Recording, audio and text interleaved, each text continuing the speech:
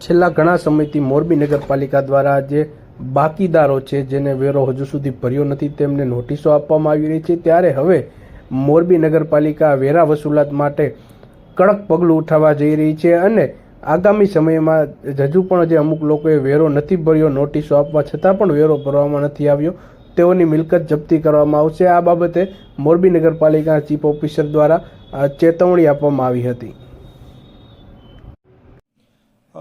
મોરબી નગરપાલિકા દ્વારા વેરા વસૂલાત 2023-24ની ઝુંબેશ હવે હાથ ધરવામાં આવી રહેલ છે। એ અંતર્ગત મોરબી નગરપાલિકામાં નોંધાયેલ લગભગ 75,000 જેટલા પ્રોપર્ટી ધારકોને માંગણા, એમાંથી 65,000 જેટલા પ્રોપર્ટી ધારકોને માંગણાની નોટિસો ઇસ્યુ કરી દેવામાં આવેલ છે। એ પૈકી 4,000 લોકોને આખરી નોટિસ અને 1,200થી ઉપર લોકોને જપ્તી પૂર્વની નોટિસ ઇસ્યુ કરી દેવામાં આવેલ છે।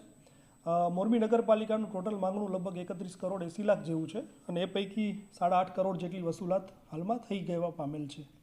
તો મારી મોરબી નગરપાલિકા વતી મોરબીના નગરજનોને નમ્ર અપીલ છે કે તમારો જે કંઈ પ્રોપર્ટી ટેક્સ અને અન્ય વેરાઓ બાકી છે એ તાત્કાલિક આપ ભરી લો, જેના કારણે મોરબી નગરપાલિકાને જે આપણા વિકાસના કામો હાથ ધરવામાં આવનાર છે ટૂંક સમયમાં, એમાં અમે તાત્કાલિક એ બધા કામો હાથ ધરી શકીએ। જપ્તીની નોટિસ જ્યાં જ્યાં ઇસ્યુ કરેલી છે એમાં આગામી સપ્તાહથી ડ્રાઈવ કરી અને ઝુંબેશ હાથ ધરવામાં આવશે, જેમાં અત્યારમાં અમારી પાસે લગભગ 2 જેટલી ટીમો છે।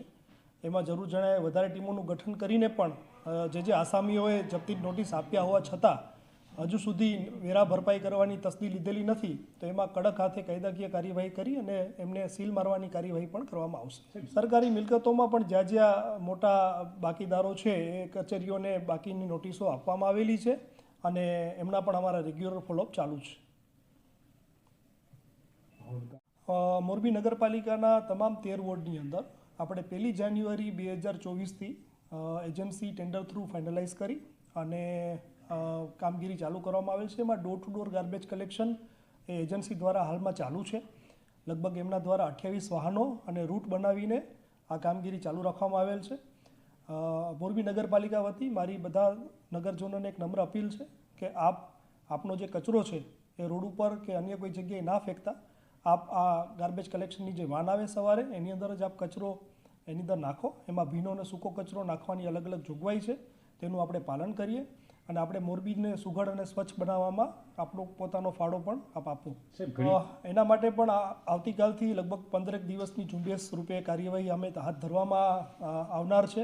એની અંદર જેટલા પણ ગાર્બેજ વલ્નરેબલ પોઈન્ટ્સ છે કે જે અગાઉથી લાંબા સમયથી એક મોટા ગાર્બેજના પોઈન્ટ બની ગયા છે, એ બધા પોઈન્ટ્સ અને રૂટીનમાં જ્યાં સફાઈની કામગીરી હાથ ધરવામાં આવતી હોય છે નગરપાલિકાના રોજમદાર દ્વારા, એ બધા જ નગરપાલિકાના જેટલા પણ સ્પોટ્સ છે એની અંદર સઘન અને કેમ્પેન રૂપે અમે કામગીરી ચાલુ કરીએ છીએ, જેના કારણે આશા છે કે હમણાં ટૂંક સમયની અંદર એનું રિઝલ્ટ દેખાશે અને મોરબીને આપણે સ્વચ્છ નિહાળી શકશું।